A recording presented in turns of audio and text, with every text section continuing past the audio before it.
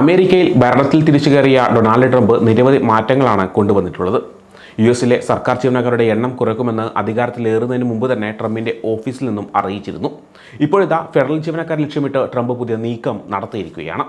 രാജ്യത്തെ ഫെഡറൽ ചിലവ് കുറക്കുന്നതിന്റെ ഭാഗമായി 2 ദശലക്ഷത്തിലധികം ജീവനക്കാർക്ക് ബേ ഔട്ട് ഓഫറുകൾ പ്രഖ്യാപിച്ചിരിക്കുകയാണ്.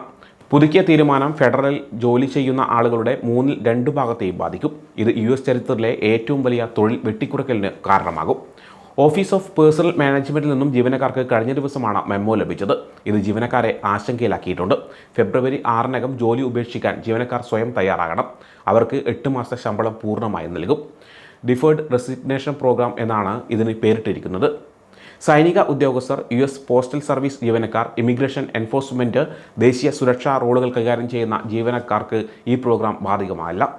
ഈ പ്രോഗ്രാമിന് കീഴിൽ രാജിവെക്കാൻ തിരഞ്ഞെടുക്കുന്ന ജീവനക്കാർക്ക് 2025 സെപ്റ്റംബർ 30 വരെ മുഴുവൻ ശമ്പളവും ആനുകൂല്യങ്ങളും ലഭിക്കുന്നത് തുടരും.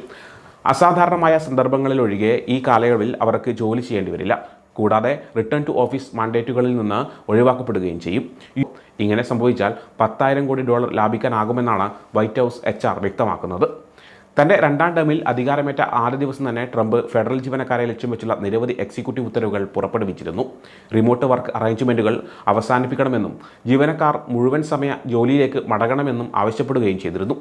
ഡിഫേർഡ് റെസിഗ്നേഷൻ പ്രോഗ്രാം സ്വീകരിക്കുകയാണെങ്കിൽ അവർക്ക് റിട്ടേൺ ടു ഓഫീസ് മൻഡേറ്റുകളിൽ നിന്ന് ഒഴിവാക്കാൻ സാധിക്കും. അവരുടെ ചുമതലകൾ പുനർനിയന്ത്രിക്കുകയോ അല്ലെങ്കിൽ അവസാനിപ്പിക്കുകയോ ചെയ്യാം.